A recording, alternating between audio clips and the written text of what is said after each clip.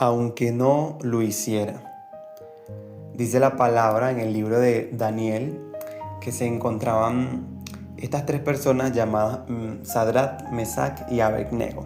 Voy a hablarte un poco del contexto. En este caso, en ese momento el rey que estaba gobernando era como un dictador, habían como muchos decretos complejos, ¿no? En esa época en Babilonia. Y resulta que uno de los decretos que colocaron es que nadie podía orar o venerar a un dios diferente al rey. El rey mandó a construir su propia estatua y solamente podían clamar, orar y venerarlo a él mismo. Entonces resulta que fueron ante el rey a decirle las cosas que estaban sucediendo, que habían tres hombres, Sadrach, Mesach y Abednego, que estos tres no estaban siguiendo la orden, que estos tres estaban haciendo lo contrario. Entonces ahí, basado en este contexto, llegamos al libro de Daniel, capítulo 3, versículo 12 en adelante. Dice así: pues hay algunos judíos, Sadrach, Mesach y Abednego, a los que usted puso a cargo de la provincia de Babilonia, que no le prestan atención. Su majestad, se niegan a servir a los dioses de su majestad y no rinden culto a la estatua de oro que usted ha levantado. Entonces Nabucodonosor, el rey de este momento, se enfureció y ordenó que trajeran ante él a Sadrach, Mesach y Abednego. Cuando los trajeron, preguntó: ¿es cierto que ustedes se rehúsan a servir a mis dioses y a rendir culto a la estatua de oro que he levantado? Les daré una oportunidad más para inclinarse y rendir culto a la estatua que he hecho cuando oigan el sonido de los instrumentos musicales. Sin embargo, si se rinden, serán inmediatamente arrojados al horno ardiente. Y entonces, ¿qué Dios podrá rescatarlos de mi poder?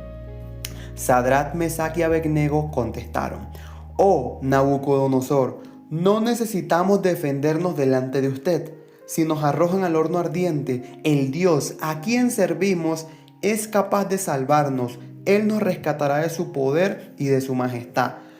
Pero, versículo 18, aunque no lo hiciera, deseamos dejar en claro ante usted que jamás serviremos a sus dioses y nunca nos rendiremos culto a la estatua de oro que usted ha levantado, aunque no lo hiciera. Muchas veces nosotros nos enfocamos solo en la parte de que Dios sí tiene el poder para hacerlo, tiene el querer para hacerlo, de que Dios puede hacer todo como quiere, donde quiere y cuando quiere, y de que Él puede hacerlo todo. Sabemos que Dios es todopoderoso y a veces nuestro enfoque solamente está en que Dios lo puede hacer y que lo debe de hacer. A veces creemos que Dios tiene un contrato firmado donde Él debe cumplir exactamente cada cosa que nosotros le pedimos. Nuestra confianza debe estar en Él, efectivamente. Pero ¿y si no lo hiciera? ¿Y si Dios no lo hace? ¿Qué pasa contigo? Si Dios no lo hace, entonces ya no vas a orar. Si Dios no lo hace, entonces ya no vas a buscarlo más. Y si Dios no lo hiciera, ¿qué? Y si eso que estás clamando hoy con todo tu corazón, con toda tu mente: Señor, por favor, yo necesito que respondas a esto, Señor, por favor. ¿Y si Dios no lo hace? ¿Y si Dios no lo hiciera, qué? ¿Y si Dios no lo hiciera, qué? ¿Te arrojarías entonces a cualquier otra cosa?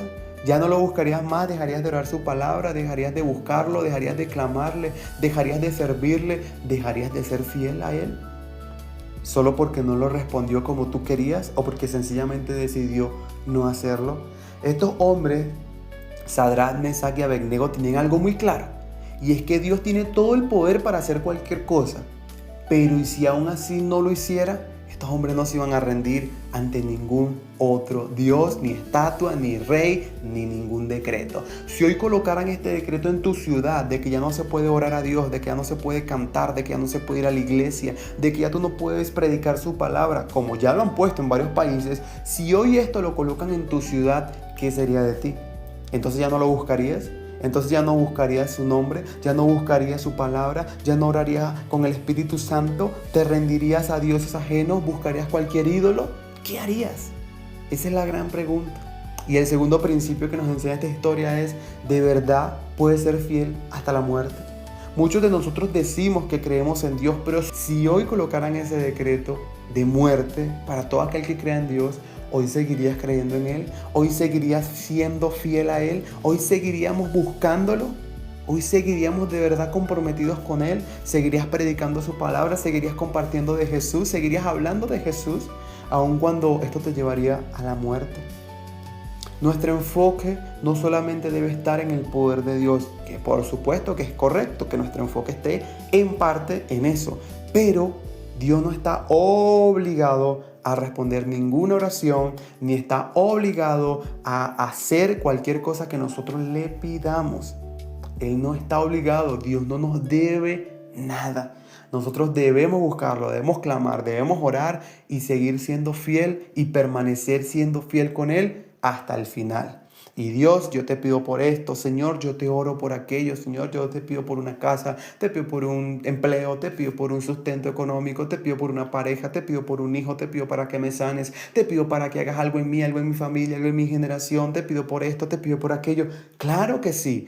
Pero Señor, si aún no lo hicieras, yo no dejaré de buscarte, yo no dejaré de clamar, yo no dejaré de cantar, yo no dejaré de orar, yo no dejaré de predicar tu palabra, yo no dejaré de hablar de aquel que me sanó y me rescató. Que hoy estos principios queden marcados en nuestra vida y en nuestro corazón, de que Dios es todopoderoso y que todo lo puede hacer, pero que si no lo hace, seguiremos siendo fiel con Él, así como Él es fiel con nosotros. Busca primero el reino de Dios y su justicia, que todo lo demás es una simple añadidura. En el nombre de Cristo Jesús, amén y amén.